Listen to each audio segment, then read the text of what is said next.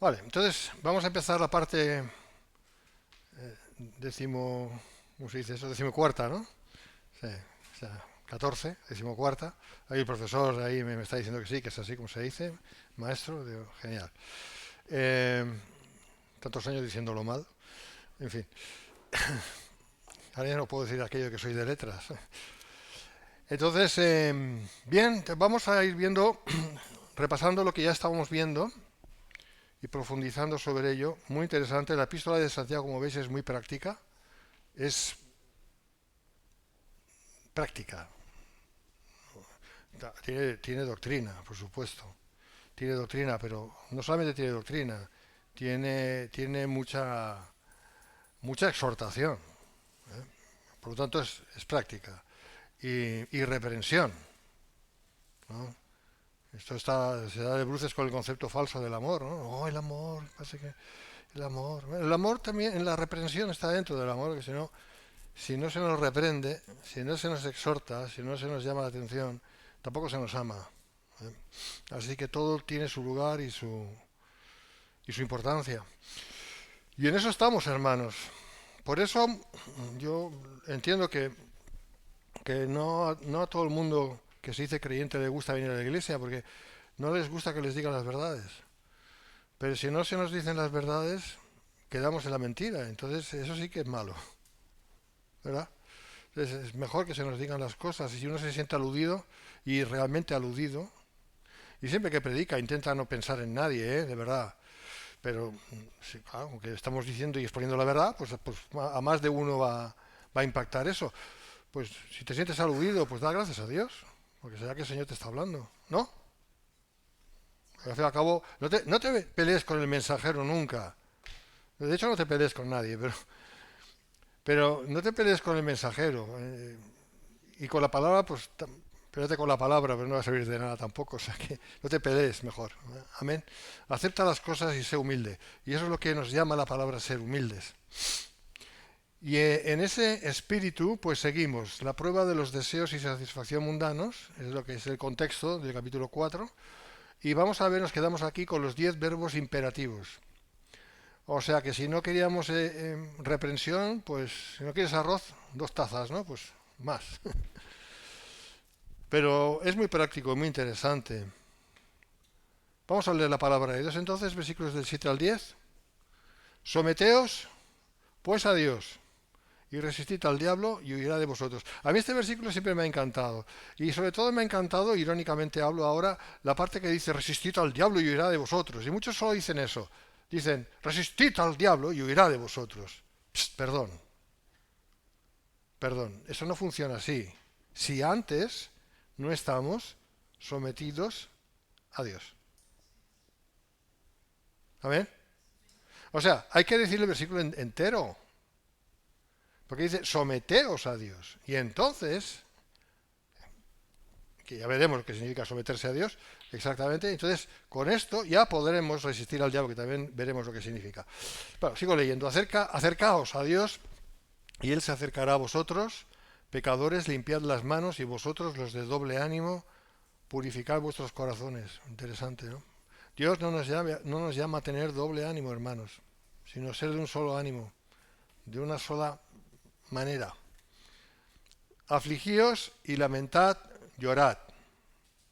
Vuestra risa se convierta en lloro. Es interesante. Yo tengo una canción hecha que la cantamos aquí, las risas y las prisas, ¿no? Y eso es el mundo, ¿no? Le gusta reírse y le gusta las prisas y aquí dice que vuestra risa se convierta en lloro. Luego veremos exactamente a qué se está refiriendo por eso de reírse. ¿Eh? Ya veremos.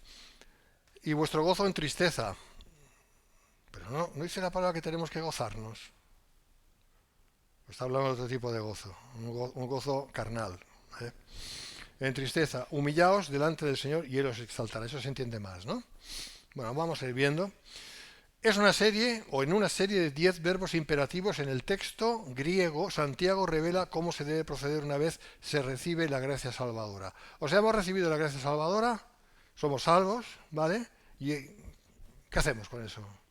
Esa patata caliente, ¿no? Patata caliente, ¿no? Si la gracia salvadora no entramos en el cielo. ¿Y qué hacemos con ello? Es una gran responsabilidad, eso sí. Podemos hablar de eso. Es una gran responsabilidad. ¿Qué hacemos con ello? Bueno, pues ahí está lo que tenemos que hacer. Esos son los 10 verbos imperativos, los 10 mandamientos, por decirlo así, que Santiago expone, ¿no? Con la gracia salvadora ya estuvimos viendo el domingo pasado que recibíamos el don de ser humildes. Hay gente por ahí, mucha gente que hasta presume de ser humilde, ¿no? Lo cual es una dicotomía. ¿Cómo puedes presumir de ser humilde? Bueno, pero no conocen a Dios, pero parecen que son humildes, porque tienen una apariencia de humildad. Eso no vale. Eso no vale. No estamos hablando de apariencia, estamos hablando realmente de una verdadera humildad. ¿Cuál es la humildad? Ya lo vimos el domingo pasado, es el reconocimiento de Dios en nuestras vidas como Señor. Bien, es decir, que se haga su voluntad, no la nuestra. Esta es la verdadera humildad. ¿Me seguís? Esto es muy importante tenerlo bien claro. ¿Cómo sé yo que soy humilde si realmente lo que busco es que se haga la voluntad de Dios, no la mía? Porque si es de otra manera, no soy humilde. E incluso me tengo que preguntar si realmente he nacido de Dios. Porque el hecho de haber nacido en una familia cristiana, eso no me hace ser cristiano. No quiero poner dudas aquí a nadie, pero sí que es importante que valoremos nuestra fe. Desde luego va a ser valorada, porque va a ser puesta a prueba siempre a lo largo de nuestra vida cristiana, siempre. Ahora, si vemos que siempre estamos en lo mismo, y en lo mismo, y en lo mismo, y en lo mismo, pues tenemos que ver, realmente yo soy hijo de Dios, porque es que esto no puede ser. ¿Bien? Yo no voy a entrar ahí, cada uno sabrá, pero desde luego, fruto inmediato de haber sido salvo es la humildad. Y la humildad es la intención, convicción es la palabra más clara, incluso hasta deseo, aunque no siempre es un deseo emocional, no siempre, de que se haga la voluntad de Dios, no la mía. ¿Vale? ¿Sí, hermanos? Esa es la verdadera humildad. Lo demás son cuentos. Lo demás son cuentos. No cabe duda que esta enseñanza es el remedio contra el amor a este mundo caído. Es importante, es imposible amar a Dios, realmente amar a Dios y al mismo tiempo amar las cosas de este mundo. O sea, no se puede. No se puede, ni se debe. Pero es que aparte que no se debe, es que no se puede. Es imposible. O que harás una cosa o harás la otra. Pero las dos a la vez no pueden ser. Bien, vamos a ir viendo entonces. Someteos pues a Dios, resistid al diablo y huirá de vosotros. Someterse a Dios es el primer y más importante acto de humildad que implica la cesión de nuestra voluntad al pastor. A Jesús sí, Él es el buen pastor. Perdóname la bromita, pero era para despertaros un poco. ¿Vale? Es la cesión de nuestra voluntad a Dios. Dios es quien manda. ¿Amén? ¿Me seguís? El pastor un poquito, pero bueno, por ahí por casa, así, un poquito de nada. Nada. Aquí lo que importa es lo que la palabra de Dios dice. ¿Amén? Y contra ello no hay argumento. No hay argumento.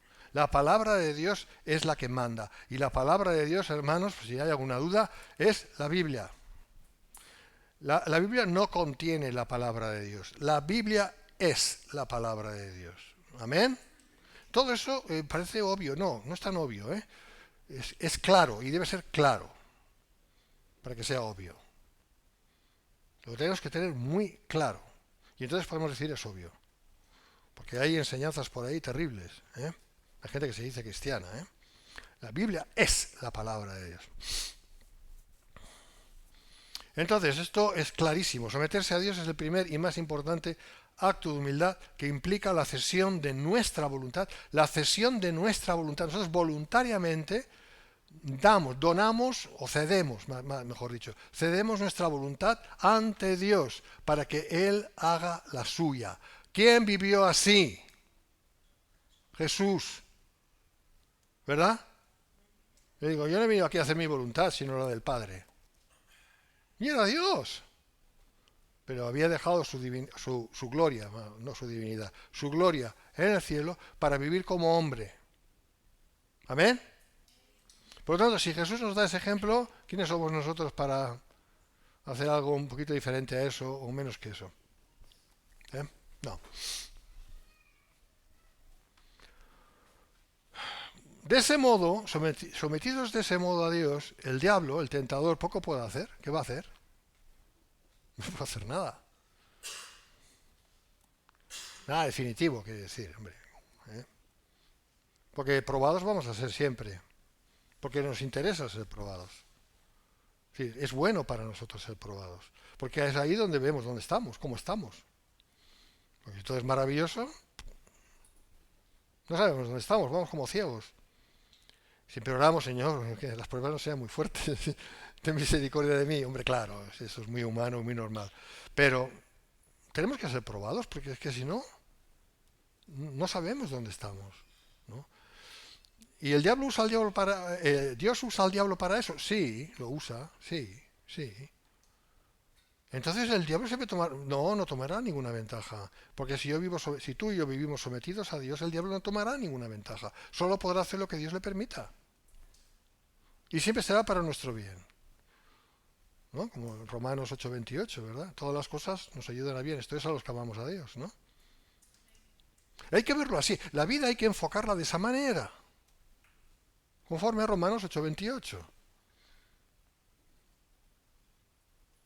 Porque si no, que todas las cosas nos ayudan a bien, quiero decir. Porque si no la vemos así, si no la contemplamos así, vamos a ser unos pobres desgraciados. Vamos a sufrir lo que no deberíamos sufrir. Sufrir tontamente. ¿Me seguís? Y no sacando todo el provecho que deberíamos sacar y que Dios quiere que saquemos de las situaciones. Por lo tanto, vemos la vida, todos tenemos pruebas. Yo tengo muchas pruebas y Conchi tiene muchas pruebas, tenemos muchas pruebas.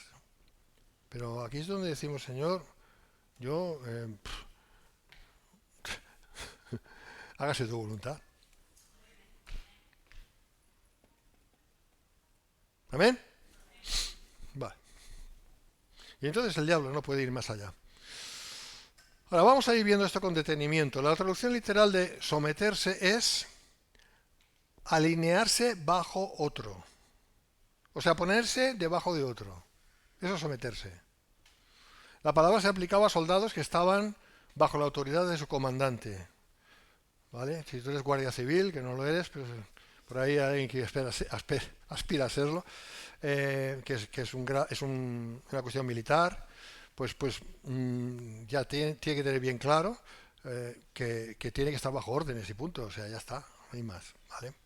Cuando yo hice la mili, 14 meses en el CIR número 10 de Zaragoza, y yo estaba bajo órdenes y eso es lo que había. Te gustara o no, da igual.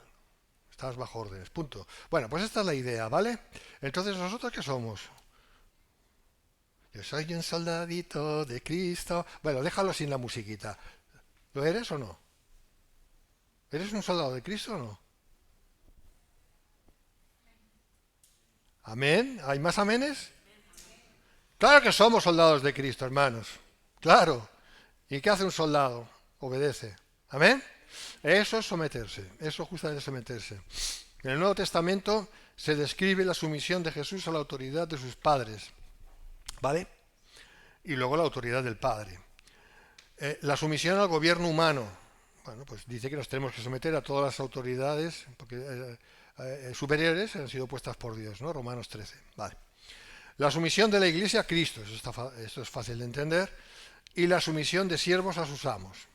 Bueno, eso era en aquel tiempo que había esclavitud, hoy también la hay, pues está disfrazada, ¿vale? Pero siempre tenemos que andar sometidos, o sea, tenemos que someter los hijos sometidos a los padres, cuando son pequeños, jóvenes, adolescentes, o no tan adolescentes, o lo que sea. Las esposas a los esposos, no sé, tienen que estar sometidas a los esposos. ¿Verdad que lo dice la palabra? Los jóvenes a los ancianos. Los jóvenes tienen que tener respeto a los ancianos, a la gente más mayor. Tienen que tener respeto. No pueden tratarles como, coleguín! No puede ser. De eso necesitamos cambiar mucho.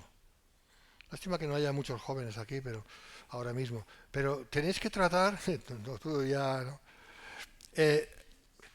Y yo no te digo nada. O sea, Los jóvenes tenéis que aprender a tratar con respeto a los adultos, a los más adultos. No podéis tratarles de cualquier manera. ¿Qué pasa? Que no sé qué. No. Respeto.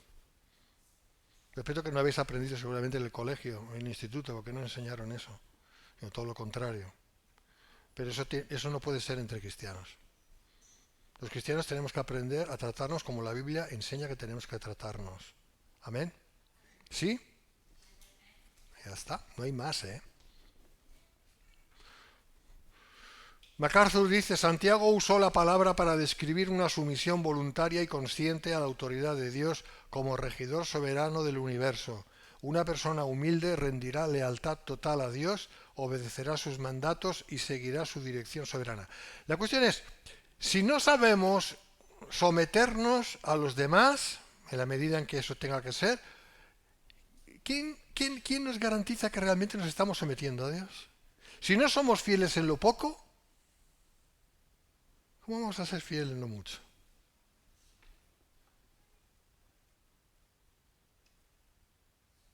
Porque es muy fácil decir, no, me someto a ti, Dios. Claro, con que no le ves. Pero luego en la práctica, ¿qué? ¿Eso cómo se materializa? Pues te voy a decir cómo, ¿eh? En primer lugar, obedeciendo el someterte, como la Biblia enseña, a los demás, tal y como hemos visto y hemos visto ahora mismo. Porque si esto no es así, no nos estamos sometiendo a Dios. Eso de entrada. Ese es el aperitivo. Bien.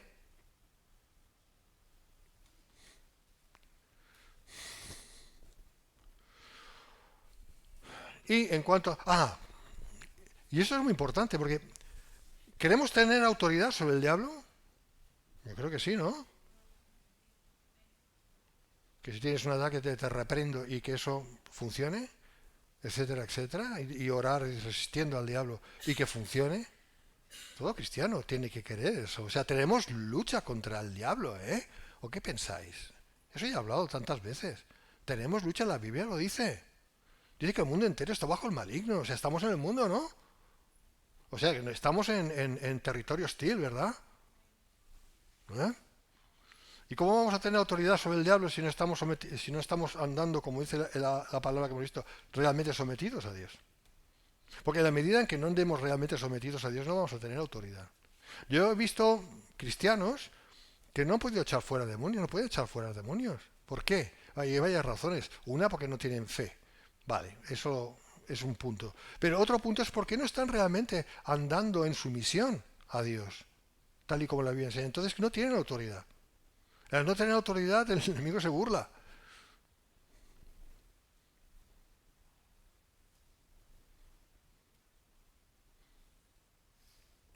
Puede haber otras razones, ¿eh? Cada caso es diferente y no vamos a entrar aquí. Pero esto que he dicho es verdad. Es verdad. Si yo quiero tener autoridad espiritual, yo tengo que andar bajo autoridad espiritual. Y ahí tenemos el caso del centurión, ¿verdad? ¿Sabes el caso del centurión, no? Miguel, ¿cuál de ellos? Había un montón en el Imperio Romano. Hombre, me estoy refiriendo a los evangelios, ¿verdad? Cuando le dice a Jesús, no hace falta que vengas a mi casa, desde aquí mi siervo sanará si tú das la palabra. ¿Por qué? Y él mismo da la explicación. Porque yo no necesito ir aquí o ir allí. Yo le digo a uno lo que tiene que hacer y lo hace. O sea, yo doy órdenes, decía el centurión. Yo doy órdenes y se cumplen. No tengo que ir aquí. Por lo tanto, no es necesario que vengas a mi casa. Porque él estaba humillado delante del Señor. No quería, porque él sabía que era un gentil. Entonces, y Jesús le dice, ¿cuánta fe? ¿Cuánta fe? No he hallado en Israel tanta fe. Pero ¿qué es lo que estaba diciendo el Señor? Que el centurión entendía perfectamente el concepto de la autoridad. Lo entendía perfectamente. Que hay autoridad cuando se está bajo autoridad. Y nosotros como cristianos, ¿quién es nuestra autoridad en último grado? Jesucristo es nuestra autoridad. Dios es nuestra autoridad. Amén. Pero para que eso sea así, tienen que cumplirse todo lo demás. Alguien dirá, pero Miguel, esto es imposible porque yo no soy perfecto. Ya lo sé. Yo sí, pero tú no, ya lo sé. Ya sabemos que no somos perfectos. Ya lo sabemos. No se trata de eso. No se trata de eso, sino de entender el concepto y buscar el vivirlo. ¿Me entiendes? Entenderlo, comprenderlo. Oh, yo os lo estoy explicando. Ya no hay excusa. Y vivirlo. Vivirlo. Yo quiero vivir obedeciendo a Dios. Lo cual implica someterme a las autoridades, someterme como hijos a los padres, cuando es el caso, a las esposas a los esposos. Es así, está escrito, el Padre, Cristo, el hombre, el varón y la mujer. Eso no ha cambiado y no va a cambiar, por mucho que hablen de las mujeres empoderadas, ¿vale? Ya pueden decir lo que quieran, todo eso se va a ir a la porra, por no utilizar otro término, más peor, ¿vale? No. Lo que es la enseñanza bíblica acerca del hombre y la mujer no ha cambiado. No ha cambiado. Y ya entendéis perfectamente que no estoy hablando aquí que el hombre se enseñorea de la mujer. No, no estoy hablando de eso. Estoy hablando desde la perspectiva bíblica, que no tengo tiempo ahora para entrar en eso, ¿vale? Pero el orden es ese, el Padre, Jesucristo, el varón y la mujer. ¿Vale? Y la mujer casada, está sujeta al esposo, no al revés. Y todo lo demás, los empleados a los empleadores, en la medida en que sea justo, claro, lógico.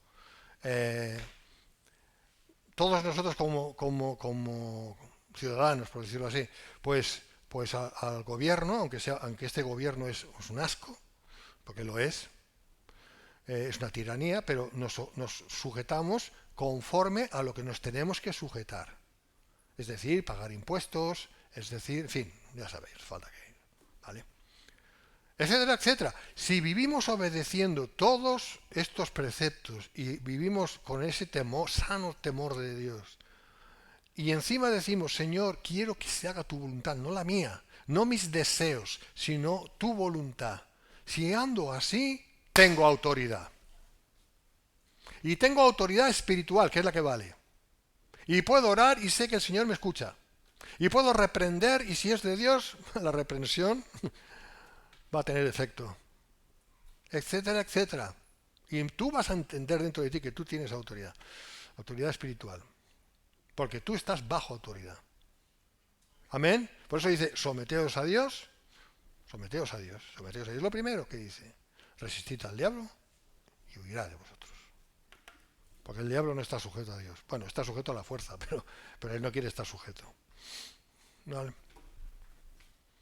Entonces, en cuanto a resistir al diablo, digo, huirá de vosotros. Este es el otro lado del primer mandato. El significado literal de resistir es mantener una posición firme en contra. Resistir significa eso, tener una posición firme, firme. Cuando un ejército venía contra otro, cuando era la época de las lanzas, los escudos, las espadas y todo eso, ahora ya es diferente, ahora ya tiran bombas y ya está. Eso no es hacer la guerra, esto es una matanza. Pero antes cuando había dos combatientes, ¿vale? Uno resistía al otro y el que tenía más fuerza o más habilidad, o el Señor estaba con él, depende, pues ganaba, ¿vale? Pero en la resistencia era fundamental, porque si un soldado no sabía resistir, pues ¿qué hacía? Se iba corriendo. Y venía al otro, le tiraba una flecha y lo mataba, ya está, se acabó. Entonces tenía que aprender a resistir. Ese efecto de resistir es de lo que está hablando aquí. Resistid al diablo, resistid, hacer resistencia. Claro, el problema es cuando un cristiano resiste y oye, que el diablo, claro, porque ¿cómo estás andando? Pues la verdad es que muy flojo, muy flojo. ¿Qué quieres que te diga? Mira, es que eso de obedecer a mí no... Pues ya está. Ya podrás resistir lo que quieras. El diablo va a ir a por ti y te va a dar. Como león, anda como león rugiente buscando a quien devorar. No te va a devorar porque Dios es bueno y no lo permite, pero desde luego, ¿vale? Estoy hablando en algo general. Hay casos particulares que habría que examinarlos. Eso es otra cosa, pero generalmente es así, ¿vale? Entonces es muy importante que los cristianos Resistamos al diablo, claro que sí, pero previamente porque estamos andando en obediencia y en sumisión y sujeción a Dios y a todos sus preceptos. ¿Amén? Vale. Todas las personas están bajo el señorío de Cristo o el de Satanás, una de dos. No existe Suiza, no existe un país neutral. En este sentido no existe terreno neutral. Quienes transfieren su lealtad de Satanás a Dios verán como Satanás huye de ellos porque queda descubierto como un enemigo derrotado. Aunque desde luego va a haber lucha porque Satanás es muy cabezón y no quiere perder presa. ¿Vale? Así que si te han dicho que esta vida es para pasarlo bien, estaba pensando en esto esta tarde. La enseñanza esta, no, sé feliz, ¿no? Y eso se enseña en las iglesias. Ser feliz, ser feliz. Pero te están engañando. Aquí no hemos venido a pasarlo bien y a ser felices y comer perdices. Que si de vez en cuando comemos perdices y somos felices, gracias Señor. Pero esa no es la cuestión. La cuestión no es aquí, no hemos venido a este mundo a pasar un buen tiempo, ¿no? Y luego ya la vida eterna. Aquí esta es la preparación para la vida eterna. Es muy importante este tiempo, muy importante, pero es un tiempo, por tanto, es un tiempo en el cual somos preparados para luego tener el lugar correspondiente en la vida eterna. Estoy hablando de los salvos, los perdidos, ya no falta. Porque hay grados de recompensas, etcétera, etcétera. En la medida en que aquí seamos obedientes, porque la clave está en la obediencia, hermanos, ya os lo he dicho antes. La clave está en la obediencia. Y en lo que sabemos y entendemos, porque no podemos ir más allá. Si somos fieles ahí es donde Dios nos quiere. Si estamos obedeciendo ahí, si somos fieles en la obediencia, ahí es donde estamos preparándonos para lo que sea la vida eterna, que no creo que falta mucho ya. Ahora os voy a decir una cosa. Es importante que lo hagamos bien aquí. Muy importante que lo hagamos bien. Seguidme, hermanos. Muy importante. ¿Vale? No estamos aquí para perder el tiempo. Versículo 8. Me he detenido bastante en este versículo porque realmente es importante este versículo. ¿Vale? Y te daba mucho margen para hablar. Versículo 8. Acercaos a Dios y Él se acercará a vosotros. Interesante esto. Ahí se cogen los arminianos y dicen, ¿ves? La palabra de Dios dice acercaos a Dios. Y entonces Él se acercará. Pues vosotros los calvinistas decís lo contrario. El sentido es muy diferente. Aquí el sentido es el de santificación experimental. Es lo que está hablando Santiago. Santificación experimental. Es decir, nuestra responsabilidad. ¿Me seguís? ¿Me seguís o no? Claro que Dios se tiene que acercar primero, que si no se acerca a Dios, que nosotros estamos más perdidos que Carracuca. ¿Quién fue Carracuca? Lo digo, mirar, no sé quién fue, pero alguien fue. Es que no hay nada que hacer si Dios no hace la obra en nosotros, ¿me entendéis? Si Dios no hace la obra en nosotros, no hay nada que hacer, nada. Pero Miguel aquí dice acercaos a Dios y entonces Él se acercará a nosotros. Es que es en el contexto de que somos ya cristianos. ¿Me entiendes? Aquí está hablando Santiago en el contexto de gente que conoce a Dios. ¿Tú conoces a Dios? Alguien dice, yo conozco mucho a Dios. Baja. No conoces tanto. Pero hombre, si hemos nacido de Dios, conocemos a Dios lo suficiente como para decir que Dios nos ama, ¿no? O sea, conocemos de Dios, sabemos, no acerca de Dios, sino tenemos una relación con Dios, ¿no? Vale, ¿por qué? Porque Dios se acercó primero a nosotros. Y en base a eso, sí que debemos desarrollar una santificación experimental. Por eso está diciendo, haced vuestra parte. ¿Cuál es nuestra parte? Acercarnos a Dios. Y en la medida que nos vamos acercando a Dios, Él también se acerca, porque es como un hijo que se acerca al padre y el padre le dice, uy, quita. Pues no, hombre, no hace eso. Lo que haces es un padre normal, es decir, ven, hijo mío, ¿verdad? Bueno, este es el ejemplo. Entonces, aquí lo que expone Santiago es un llamamiento a la santidad experimental. Mira, si lo tenía aquí escrito, fíjate, no me acordaba ya. Es decir, la acción y esfuerzo nuestro como creyentes. Este es el énfasis. Amén. El acercarse a Dios consiste en procurar una relación íntima de amor con Dios. Y eso sí que lo tenemos que trabajar, ¿verdad?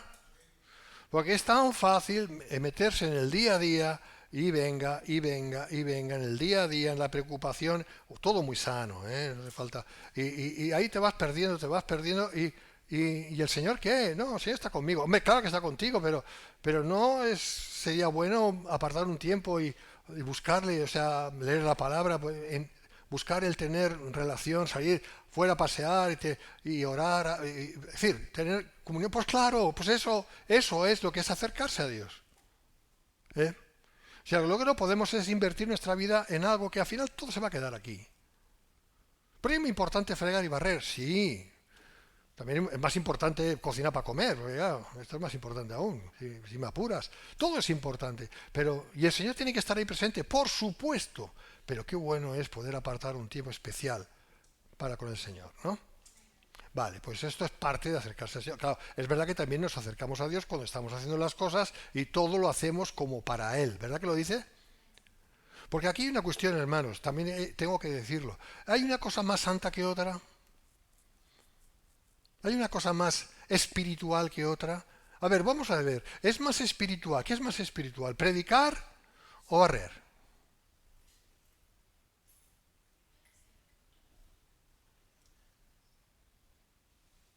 Las dos cosas son igualmente espirituales.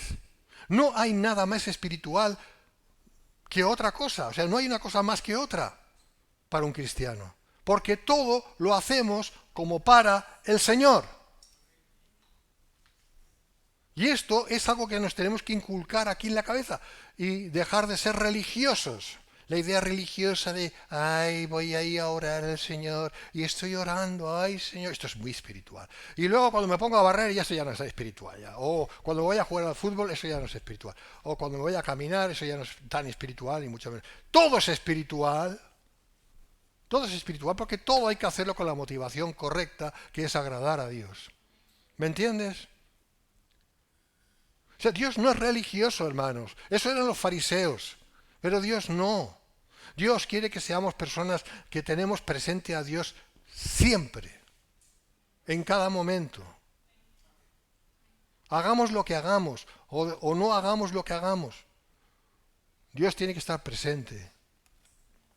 No hay nada más espiritual que una cosa que otra.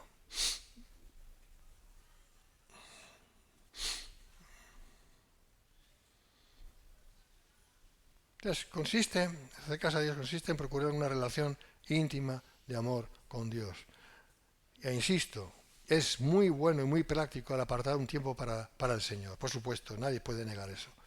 Pero en realidad es mucho más que eso. Es todo lo que hagamos, hacerlo teniendo en cuenta que el Señor está ahí. ¿Dónde? En nosotros. Y nosotros pensamos a veces que Dios está en el cielo. Claro que está en el cielo, pero ¿dónde está también? Tantas partes sí, también. Pero ¿sabes dónde está? En el cuerpo de Cristo. ¿Tú eres miembro del cuerpo de Cristo? Sí, pues Dios está en ti, en ti. En ti, adentro, en el hombre interior. Y si estás lleno del Espíritu Santo, mucho más de tu ser, que eso no solamente el hombre interior.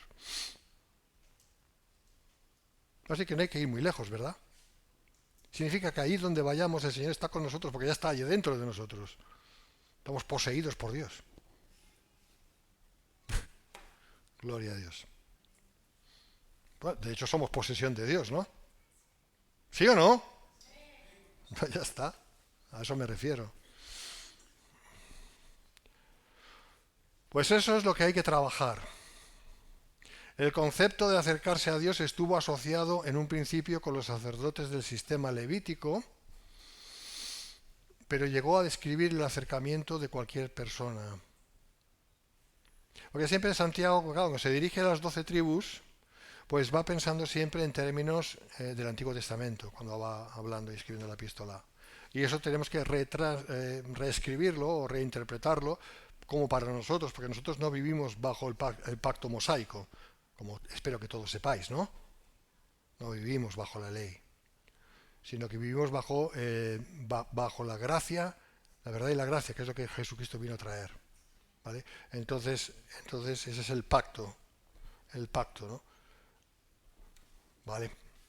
Entonces hay que entender, o sea, Santiago habla de una manera, pero nosotros tenemos que interpretarlo a nuestra manera porque somos la Iglesia. ¿Vale? Es muy importante. Entonces la salvación incluye mucho más que someterse a Dios y resistir al diablo. El corazón redimido anhela tener comunión con Dios. Es decir, que no solamente se trata de decir, Señor, haz tu voluntad y punto, ya está, que eso es básico, sino encima de eso es, y además que pueda tener una relación contigo, una intimidad, una comunión contigo, Señor. Porque no soy solamente siervo, soy hijo. Un siervo, un buen siervo, desea que se haga la voluntad del amo. Pero un hijo, además de eso, un buen hijo, desea tener comunión con su padre. Voy a transcribirlo eso a Dios. ¿Me seguís? Ese es el privilegio de la Iglesia. Así que no solo se trata de hacer, sino de ser y estar cercanos a Dios, lo cual implica comunión, relación, intimidad. Dice, limpiad vuestras manos. Siguiendo con el concepto del Levítico, los sacerdotes del Antiguo Testamento tenían que lavarse las manos para mantener su limpieza ceremonial, antes de acercarse a Dios. Y los pecadores, un término que solo se aplica a impíos, que se dispongan a acercarse a Él primero, debiendo reconocer y confesando su pecado. Esto último nos muestra la responsabilidad que el hombre tiene respecto a las exigencias de Dios en todo caso. Cuando habla de limpiar vuestras manos, está hablando lógicamente en términos metafóricos. ¿Vale? No vamos a ser como los fariseos, que dice que si no se limpiaban mucho las manos no comían.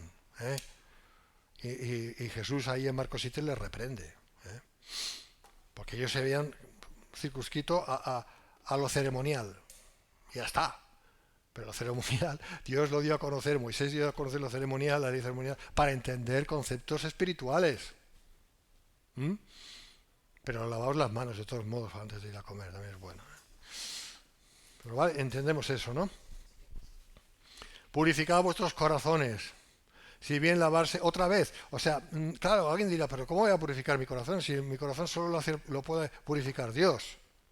Claro que sí, pero tú y yo tenemos que hacer nuestra parte. Esto entra dentro de lo que es santidad experimental, santificación experimental. Amén. A ver, comentarios sobre eso. Si bien lavarse las manos es un símbolo de la conducta externa, esta frase alude a los pensamientos, limpiar los corazones, a los pensamientos, motivos y deseos internos del corazón. Claro que sí. ¿Y tenemos mucho que hacer ahí? Claro que sí. Claro que sí. Tenemos una mente activa, que no para, que piensa y piensa y piensa. Y nosotros tenemos la responsabilidad de poner orden a esa mente. Si es que estamos cuerdos. Entonces hay pensamientos que van a venir, porque siempre vienen, que no son del agrado de Dios. Y ahí es donde esos pensamientos tienen que ser echados fuera. Tienen que ser, sencillamente, no hacerles caso, fuera. Y reemplazarlos con pensamientos que sean conforme a lo que Pablo dice, de desear lo bueno, lo que es justo, lo que es santo, lo que es agradable a Dios, ¿verdad? Filipenses capítulo 4 creo que es. ¿Os dais cuenta? O sea, ¿qué trabajo tenemos? Claro que tenemos trabajo. No es para volvernos a obsesionarnos, no se trata de estar todo el día así, no. Pero se trata de ir teniendo la buena costumbre de ir ordenando esta caja aquí, ordenándola. ¿Qué beneficios va a tener eso en la práctica? Muchísimos. Eso nos va a ayudar a vencer depresiones. Todas las depre que quieras imaginar. Nos va a ayudar mucho. ¿Por qué? Todo lo que es tristezas profundas, no sé, ahora no me acuerdo, pero en psicología hay un montón de palabras, ¿no? De conceptos. Bueno, pues todo eso nos va a ayudar a vencerlo, porque al estar ordenando nuestra cabeza y poniendo la prioridad en lo que se debe, el enemigo no va a poder ahí estar manejándonos, sino que nosotros vamos a tener la autoridad sobre nuestra mente. De eso se trata, tener la autoridad. Pero para tener la autoridad sobre nuestra mente, nosotros tenemos que estar sujetos, sometidos a Dios, a la mente de Dios. Que ahí es donde se falla y por eso hay tantos cristianos que están siempre en derrota. ¿Por qué están en derrota? Porque ellos quieren hacer lo que ellos quieren hacer, no lo que Dios quiere que hagan. Y muchas veces ni siquiera saben si Dios quiere o no quiere, ni siquiera se lo plantean.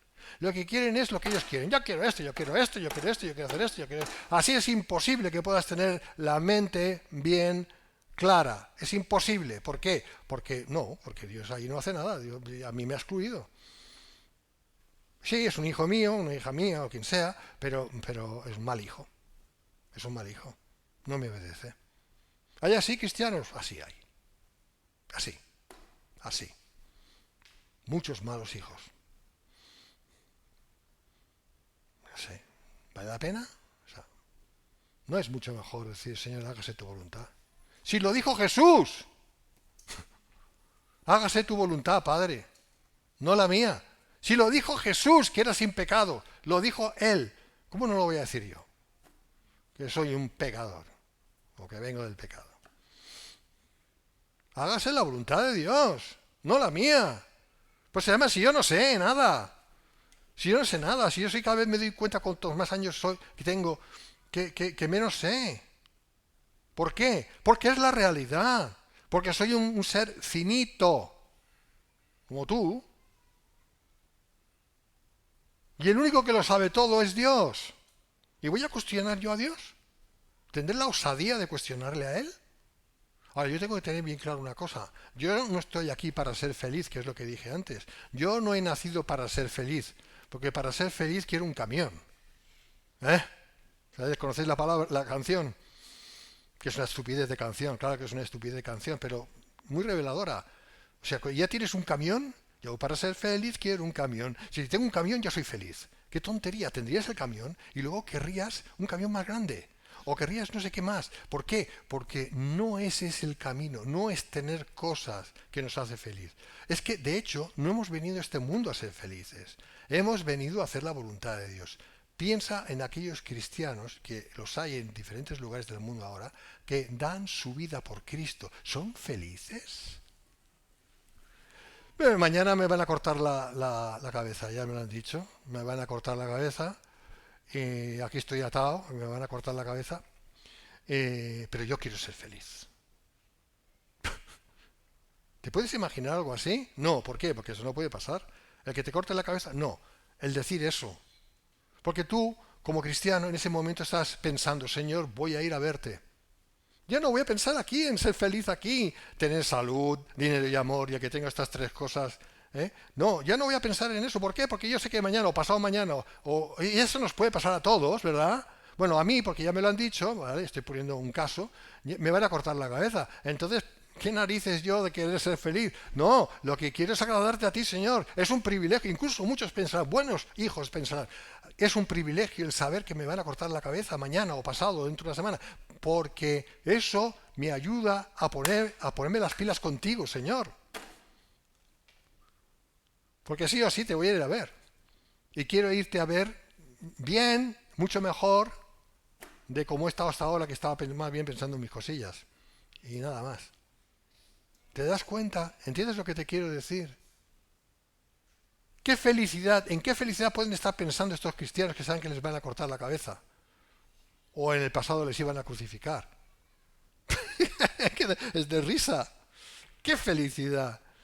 Se les podía predicar lo que están predicando en los púlpitos hoy en día, de tú tienes derecho a ser feliz. Y luego dinero para aquí, dinero. La siembra. Eso sigue así, es un desastre. Es un desastre. Aquellos verdaderos cristianos no estaban pensando en nada ya de este mundo, nada. Todo lo habían entregado. Tenemos el ejemplo bíblico de Pablo. Le iban a cortar la cabeza. Parece ser que la muerte de Pablo fue terrible, según dice la tradición. Y él ya decía, yo ya he acabado la carrera, yo no tengo nada más que hacer, yo estoy preparado ya para ser sacrificado. ¿Estaba pensando Pablo en ser feliz? ¿Y por qué nosotros sí? Ahí te he pillado. ¿Lo que pasa? ¿Que tú eres mejor que Pablo? ¿Que tú tienes más derechos que Pablo? Por ponerle de ejemplo. ¿Por qué? Porque has nacido en un tiempo diferente, en un lugar diferente. ¿Qué pasaría si eso cambiara? Aunque no cambie, ¿cómo deberíamos de vivir? ¿Buscando esa felicidad o realmente vivir como Pablo? O si lo quieres aún mejor como el Señor, porque también acabó en la cruz, ¿verdad? Luego resucitó, pero fue a la cruz. Nosotros debemos de vivir pensando en que en cualquier momento podemos ser crucificados. Ya está. Y entonces viviremos dando las gracias a Dios por lo que hay, por lo que tenemos, por lo que somos. Viviremos con contentamiento, con contentamiento. Gracias, Señor. Gracias, Señor. No nos compararemos con los demás. Uy, este tiene más. Yo también quiero esto. Toda esta filosofía mundana de visionar, envisionarse, ¿eh? Una visión, una visión. ¿Cuál es tu visión? Hermano, y se predica eso. Con esto acabo ya. Se predica eso. ¿Cuál es tu visión, hermano? Bueno, yo voy a decir cuál es mi visión. Mi visión es ir al cielo. Esa es mi visión. Pero ellos no dicen eso, no preguntan eso, no enseñan eso. La visión para ellos es conseguir cosas, ¿no? Tú lo declaras, tú lo dices, tú lo confiesas para que luego lo obtengas. Es la búsqueda de la felicidad. Eso no es lo que la palabra de Dios dice. La Biblia no enseña eso. Es más, es un mensaje totalmente contrario al mensaje bíblico. Totalmente contrario. Porque el cristiano está aquí, dice que con Cristo estamos juntamente crucificados, ¿verdad que lo dice? ¿Verdad que lo dice? ¿Qué significa eso? Que no vivimos para nosotros, que no vivimos para ser felices, sino que vivimos para agradar a aquel que nos llamó para estar con Él toda la vida. Si eso lo tuviéramos bien, o si no, no somos de Cristo, ¿eh? Porque hay una palabra bien clara en Romanos 8, dice, aquel que no tiene el Espíritu de Cristo no es de Él. ¿Quién es cristiano? El que tiene el Espíritu de Cristo. Punto. No hay más. Los demás no son cristianos aunque hayan nacido en 50.000 familias cristianas a la vez. Da igual. El que no tiene el Espíritu de Cristo no es de Él. Es lo que la palabra enseña. Es la verdad. Y el que tiene el Espíritu de Cristo entiende lo que estoy diciendo. Y entiende que es verdad, que no estamos aquí para ser felices, sino que estamos aquí como crucificados, no viviendo nuestra propia vida, sino viviendo nuestra vida para agradarle a Él. Amén. Duras esta palabra, ¿quién la puede oír? Pues mira, ¿verdad que los que lo dijeron los discípulos? Se lo dijeron al Señor, duras esta palabra, y se fueron muchos. Y las iglesias seguían detrás de ellos, no os vayáis. Bueno, lo que quiso decir el pastor, en realidad, es que no era exactamente así. Es que es muy exagerado el pastor, volved, porque quieren tener iglesias llenas. Yo no quiero tener iglesias llenas. Yo quiero tener la iglesia que Dios quiera, ya está. Si es llena o vacía, o semi vacía o semi llena, me da igual. Pues en definitiva, yo no estoy aquí para buscar mi visión, sino lo que Dios quiera. Y ya está. Y lo demás me sobra. Vamos a ponernos de pie, hermanos.